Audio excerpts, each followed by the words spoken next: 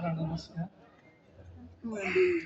बिहे गरेको मान्छेको नि लाइफ स्टाइल हुँदैन अरे क्या, सबै वाइफ स्टाइल हुन्छ। याद गर्नुहोस् एकचोटि छातीमा हात राखेर। अनि भावना चाहिँ बुझ्नलाई हामीलाई धेरै गाह्रो हुन्छ। हिजो पनि के अरे बिहानदेखि पनि धेरै कुराहरू सरहरूले हामीलाई भनिरहनु भएको छ। अब त्यो कुराले भन्न खोजेको भावना चाहिँ के हो भन्दा अलिकति अब हामीले बुझ्न जरुरी छ। उहाँ त्यो डक्टरले लेखेको अक्षर त मेडिकल स्टोरवालाले बुझ्छ, हामी यत्रो वर्ष भइसक्यो अझै भावना बुझ्दैन। यहाँ पनि अलिकति सोच्नुपर्ने अवस्था चाहिँ आएको छ है। बुढा भनेको चाहिँ नि बुढीलाई सधैँ ढाकिरहने अरे क्या, त्यही भएर बुढा भन्नु अरे। बुढीहरू पनि मक्क नपर्नु होला, बुढी भनेको चाहिँ फेरि बुझ्यो नसुझ्यो ढिपिक। अङ्ग्रेजीमा चाहिँ श्रीमतीलाई वाइफ भनिन्छ अरे। वाइफको फुल फर्म भनेको चाहिँ without information fighting every time. कुनै सूचनै हुँदैन, एकदम रेडी अवस्थामा हुनु भएकोले गर्दा वाइफ भनेको अरे भन्ने चाहिँ यदाकदा सुन्नमा पाइन्छ। पहिले पहिले चाहिँ प्रेम एकदमै अन्धो हुन्थ्यो अरे, केही देख्दैन थियो अरे। अहिले चाहिँ आँखाको उपचार भएर होला, ब्याङ्क ब्यालेन्स अनुहार गाडी घोडा सबै त हेर्छ। प्रेमले पनि त्यति परिवर्तन गरेको छ, हामी त परिवर्तन हुन जरुरी छ। एआईको जमाना आएको छ। एउटा मान्छेलाई 1 लाख रुपियाँ 1 करोड रुपियाँको लटरी परेछ, अनपढ मान्छेलाई, अन्यथा नलिनु होला शब्दमा। अनि 1 करोडको लोटरी परिसकेपछि अब पुरा पत्रकारहरू भेला भए। अनि एउटा पत्रकारले चाहिँ उसलाई प्रश्न गरेछ, तपाईँलाई 1 करोडको लटरी पर्यो, योभन्दा अगाडि तपाईँले के सोच्नुभयो, कसरी यस्तो भयो भनेर सोधेछ। अनि उसले जवाफमा भनेछ, मैले त्यस्तो धेरै केही त सोचेको होइन। अब राति सुते, बिहान उठ्दाखेरि अब सपना के देखेँ बिर्सिहालेछु। टक्क आकाशमा हेरेको 5 वटा चरा उडिरहेको रहेछ। अनि आज कति गते रहेछ भनेको 9 गते रहेछ। अनि 9 5 41 भने मैले 41 नम्बरको लटरी किने, मलाई परिहाल्यो भने।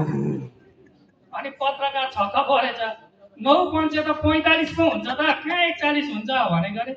धन्न मैले पढिन छु, रेकर्ड गरेका त हाल त्यही हुँदो रहेछ। अनि श्रीमान श्रीमती कहीँ जाँदै रहेछन्। अनि एउटा चाहिँ माग्ने मान्छे बसिरहेको रहेछ, त्यसले केही मागेछ। अनि श्रीमानले दिन खोजेछन् पैसा। अनि उसलाई सोधेछन्, तपाईँ कहिले रक्सी खानुहुन्थ्यो भनेर सोधेछन्। अनि खाँदिनँ थिएँ भनेछ। अनि तास जुवाहरू खेल्नुहुन्थ्यो भनेर सोधेछन्। त्यो पनि गर्दिनँ थिएँ भनेपछि तपाईँको अरू केही लपन छपन थियो भन्दा केही थिएन प्रभु, केही थिएन भनेर भनेछ। अनि 10 रुपियाँ निकालेर दिएछ। अनि श्रीमतीलाई भनेछ, देख्यौ त डल्ले कि आमा, जसले केही गर्दैन यसको त्यही हालत हुन्छ।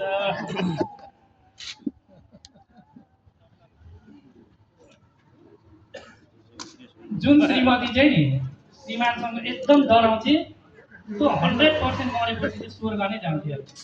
तर जो डराउँदिन नि एकजनै छैन यी स्वर्ग छ।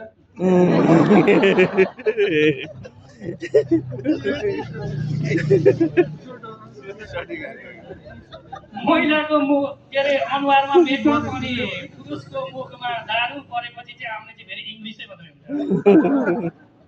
अनि कतिपय केटीहरू यस्तो इङ्ग्लिस छाड्छन् अरे कि पुरा अब केही भन्यो भने पनि इङ्ग्लिसमै कन्भर्सेसन गरिहाल्नुला जस्तो गर्ने। अनि त्यो एनसेल सेन्टरमा अथवा एनटिसीमा त्यो कल सेन्टरमा फोन गर्नु पर्यो भने चाहिँ अङ्ग्रेजीको लागि अङ्क 1, नेपालीको लागि अङ्क 2 भनेर नि हतार हतार 2 दिन्छ। त्यस्तो पनि हुन्छ अरे।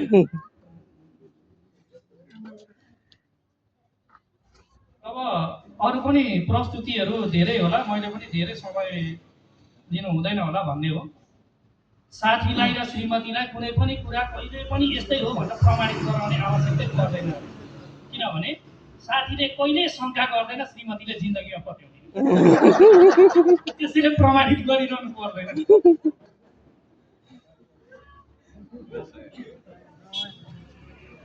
संसारको सबैभन्दा गतिलो जादु देखाउने ठाउँ भनेको चाहिँ ब्युटी पार्लर। एउटी जान्छे अर्की आउँछ।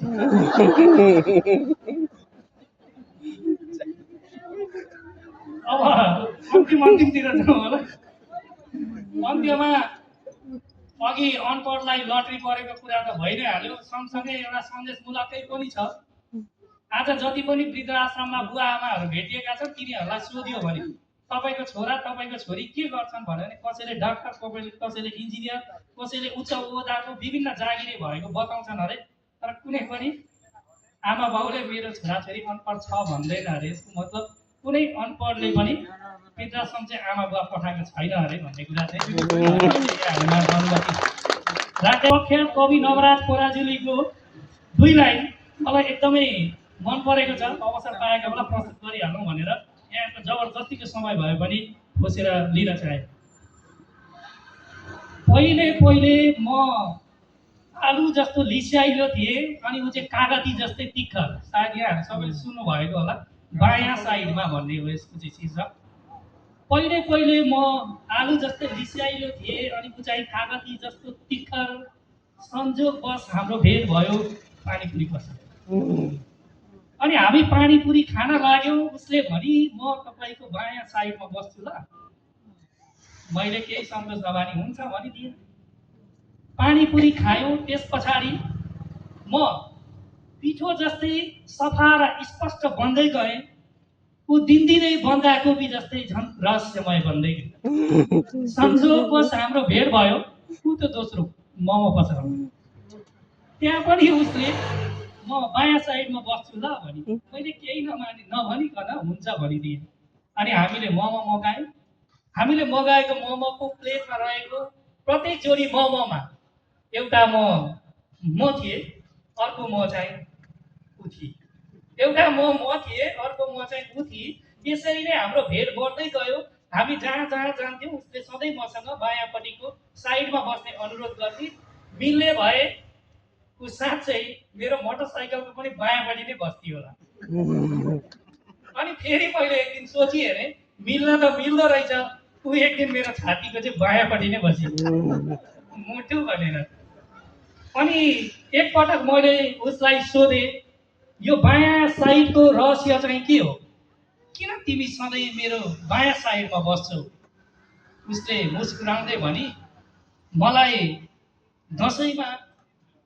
मलाई दसैँमा टीका लगाइदिँदा मेरो बुवाले आशीर्वाद दिँदा भन्नुहुन्छ कि छोरी सधैँ तिम्रो दाहिना के ईश्वर सधैँ तिम्रो दाहिना हो। Thank you very much.